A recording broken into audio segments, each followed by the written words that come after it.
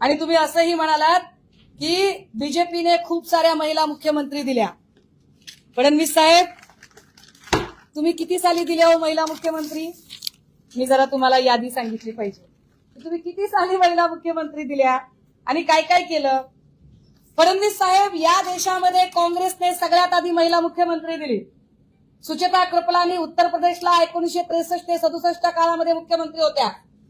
ओडिशाला नंदिनी सतपथीजी 1972 ते 73 आणि 74-76 काळामध्ये झाल्या. शशिकला काकोडकर महाराष्ट्र गोमंतक पार्टीच्या गोव्यामधून 73 ते 79 ला मुख्यमंत्री झाल्या.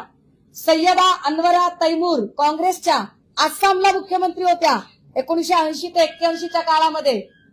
व्ही.एन. जानकी सिद्धरामन एडीएमकेच्या मुख्यमंत्री होत्या तमिळनाडूमध्ये 88 साली. जयललिता एडीएमकेच्या मुख्यमंत्री तब्बल 5 वेळा 1991 ते 2016च्या काळात होत्या. बहन मायावती बहुजन समाज पार्टीच्या मुख्यमंत्री मान्यवर कांशीरामजींनी केलेल्या 1995 ते 2012 4 वेळा मुख्यमंत्री होत्या. देवेंद्रजी बघा, म्हणजे ज्यांनी तुम्हाला विरोध केलाय त्या लोकांनी महिलांना किती संधी दिली आणि किती वेळा दिलेली आहे ती. राजेंद्र कौर भट्टल पंजाबमध्ये काँग्रेसने दिलेल्या मुख्यमंत्री 1996 ते 97च्या काळात होत्या. जनता दलाने राबडी देवींना संधी दिली बिहारमध्ये 1997 ते 2005 3 वेळा मुख्यमंत्री झाल्या.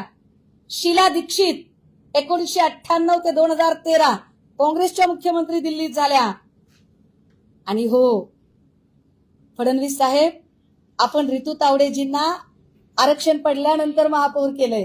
मी हे अभिमानाने सांगितलं पाहिजे की किशोरीताई पेडणेकरांच्या वेळेला सर्वसाधारण जागा होती, तिथे पुरुष बसवता आला असता. परंतु मला अभिमान आहे माझ्या पक्षप्रमुखांचा की सन्माननीय पक्षप्रमुख उद्धव साहेबांनी सर्वसाधारण आरक्षण असताना आणि पुरुष बसवता येत असतानाही किशोरीताई पेडणेकरांची निवड त्या जागेसाठी केली. एवढंच नाही, ओबीसीची जागा असताना ओबीसी पुरुष बसवता येत असताना सुद्धा श्रद्धाताई जाधव या महिला महापौरांची निवड त्यांनी केली. खुली जागा असताना आणि पुरुष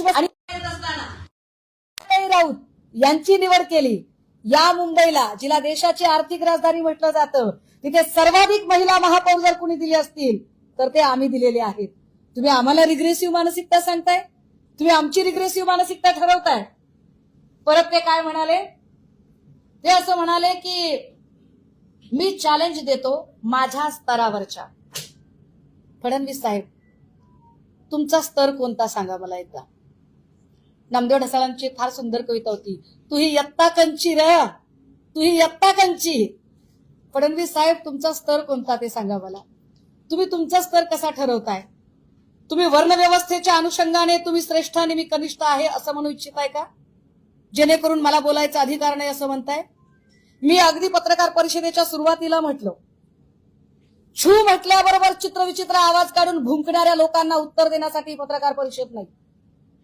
तुम्ही छू म्हटल्यावर त्यांनी काल सांगितलं की पवार साहेब म्हटले तर नाही असं तुम्ही म्हणताय. याचा अर्थ तुम्ही प्रणिती शिंदे आणि सुप्रिया सुळे या दोघींचा अवमान करताय. कारण हे बिल संसदेतलं बिल, हे बिल महिला प्रतिनिधित्वाचं बिल, हे बिल महिलांच्या अधिकाराचं बिल, दोघीही संसदेत आहेत. आणि दोघींनी तुम्हाला सांगितलं, दोघींनी उत्तरं दिली आणि दोघींच्या उत्तरांना तुम्ही नाकारता. याचा अर्थ तुम्ही महिलांना कमी लेखता, हा स्पष्ट अर्थ आहे. तुम्ही सुप्रियाताई आणि प्रणितीजी दोघी जणी बोलल्यावर छे छे तुम्ही काय पवार साहेब बोलले पाहिजे म्हणजे महिलांनी उत्तरं दिल्यावर तुम्ही त्यांना तुच्छ समजताय. तुमचा स्तर तुम्ही श्रेष्ठ दाखवताय. मग तुम्ही म्हणाल की माझ्या स्तरावरच्या लोकांनी. तुमचा स्तर कसा ठरतो? वर्णश्रेष्ठत्वाने ठरतो की पदाने ठरतो की वयाने ठरतो? जर तुम्ही पदाने मुख्यमंत्री आणि मी तर कोणीच नाही बाबा, मी तर आमदार नाही, खासदार नाही, मी तर कोणीच नाहीये. हा, पण हे बिल माझ्यासाठी महत्वाचं आहे कारण मी सुद्धा त्याच्यातनं जाऊ शकते. पण मुख्यमंत्री महोदय, जर तुम्ही स्तराची भाषा करत असाल तर मी तुम्हाला सांगितलं पाहिजे, मी वारकरी संप्रदायातलं लेकरू आहे आणि भंपक वारकऱ्यातली नाही. मी खऱ्या अर्थानं वारकरी संप्रदायातलं लेकरू आहे. ज्या वारकरी संप्रदायामध्ये चांगदेवांना अहंकार झाला आणि ते म्हणाले की मुक्ताईसारख्या छोट्या पोरीशी मी बोलणार नाही.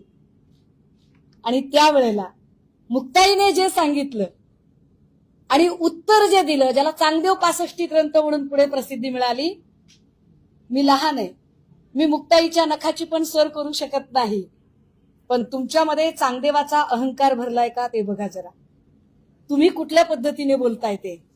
आणि होय, तुम्हाला फार महिलांचं वाटतंय ना की आम्ही खूप महिलांना देतो, आम्ही खूप महिलांसाठी करतो, आम्हाला फारच महिलांच्या अधिकारांची कदर आहे, आम्ही किती महिलांना नेतृत्व दिलं ते बघा, आम्ही कसं महिलांच्यासाठी काम करतो ते बघा. तर पुन्हा एकदा तुम्हाला मी शेवटची आकडेवारी अजून एक दिली पाहिजे.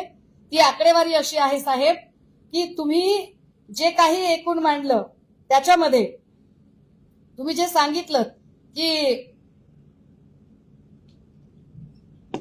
आम्ही महिलांना खरं आरक्षण देतोय, 145 उमेदवार तुम्ही लढवले, किती महिलांना उमेदवारी दिली? तुम्हाला खरंच महिला नेतृत्वाची चाड आहे. अहो, एका पंकजा मुंडेने बिचारीने म्हटलं की मी लोकांच्या मनातली मुख्यमंत्री आहे. फडणवीस साहेब 12 वर्ष त्या माऊलीला विजनवासात जावं लागलं, हे महाराष्ट्र विसरलेला नाही. फडणवीस साहेब, तरीही तुम्हाला जर असं वाटत असेल की मी खरा महिला धोरणाचा पुरस्कर्ता आहे आणि आम्ही रिग्रेसिव्ह, तर चला आम्ही मान्य करतो, तुम्ही प्रोग्रेसिव्ह मानसिकतेचे व्हा. तुमच्याकडे छू म्हटल्याबरोबर जे तयार होतात ना लगेच अंगावर जायला, अशातल्या एखादीला मुख्यमंत्री करून दाखवा.